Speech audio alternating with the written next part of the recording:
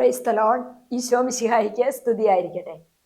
യേശുവിൽ ഏറ്റവും പ്രിയപ്പെട്ടവരെ, ഇന്നലെ ഞാൻ നിങ്ങളോട് പങ്കുവച്ചതിന്റെ തുടർച്ച തന്നെയാണ് ജനുവരി 7-ാം തീയതി നമ്മൾ പങ്കുവയ്ക്കുന്നത്. അതായത് മനുഷ്യന്റെ മനസ്സുകളിൽ 3 തരത്തിലുള്ള ചിന്തകളുണ്ടെന്നും, ഒന്ന് വെറും മാനുഷികമായ ചിന്തകളെക്കുറിച്ചും, 2 ദൈവികമായ ചിന്തകളെക്കുറിച്ചുമാണ് ഞാൻ പങ്കുവെച്ചു കഴിഞ്ഞത്. ഇന്ന് പങ്കുവയ്ക്കുന്നത് പൈശാചികമായ ചിന്ത. തിരുവചനത്തിലേക്ക് നമുക്ക് വരാം.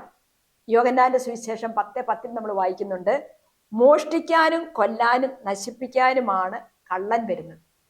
അതായത് മനുഷ്യന്റെ മനസ്സിലെ പൈശാചികമായ ചിന്ത എപ്പോഴും അവനെയും മറ്റുള്ളവരെയും നശിപ്പിക്കുന്നതാണ്, തകർക്കുന്നതാണ്.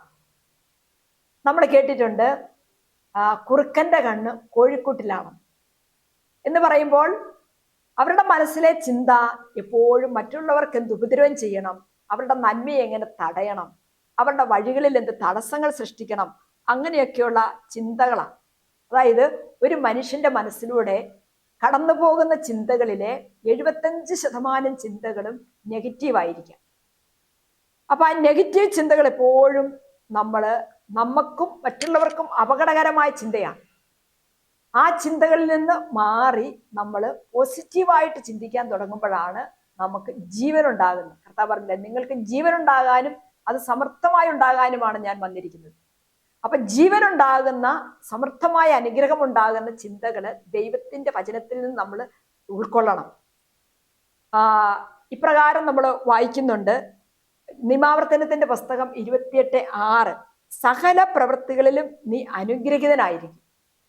അതെ, നമ്മുടെ എല്ലാ അനുഗ്രഹവും കടന്നു വരുന്നത് നമുക്കൊന്ന് പോസിറ്റീവായിട്ട് ചിന്തിച്ചു തുടങ്ങാനായിട്ട് പറ്റുമ്പോഴത്തേക്കാണ്.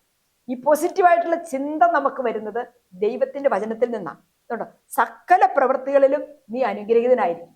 ഇത് ഹൃദയത്തിൽ സൂക്ഷിച്ചുകൊണ്ട് നമ്മൾ പ്രവർത്തിക്കാൻ ഇറങ്ങുമ്പോൾ ജീവിതത്തിൽ അനുഗ്രഹങ്ങൾ തന്നെ നമുക്ക് കാണാനായിട്ട് സാധിക്കും. വിശുദ്ധ മത്തായിയുടെ സുവിശേഷം 11-ാം അധ്യായം 12-ാമത്തെ തിരുവചനത്തിലൂടെ നമ്മൾ ധ്യാനിക്കുമ്പോൾ നമുക്ക് മനസ്സിലാവും, അലസന്മാരുടെ മടിയിലേക്ക് ഇട്ടുകൊടുക്കുന്ന സൗജന്യ ദാനമല്ല സ്വർഗരാജ്യം, അത് ബലം പ്രയോഗിച്ച് നേടിയെടുക്കാനുള്ളതാണ്. അപ്പം മടിയനായിട്ടിരുന്നാൽ, എനിക്കൊന്നിനും പറ്റില്ല എന്ന് കരുതിയിരുന്നാൽ, അല്ലെ മറ്റുള്ളവരൊക്കെ ഉപദ്രവിച്ച് കടന്നുപോയാൽ നമുക്ക് ജീവിതത്തിൽ അനുഗ്രഹം പ്രാപിക്കാൻ പറ്റില്ല. പ്രിയപ്പെട്ടവരെ, എല്ലാ പൈശാചിക ചിന്തകളിൽ നിന്നും ദൈവികമായ ചിന്തയിലേക്ക് നമുക്ക് കടന്നു വരാം. Praise the Lord. ഹല്ലേലൂയ.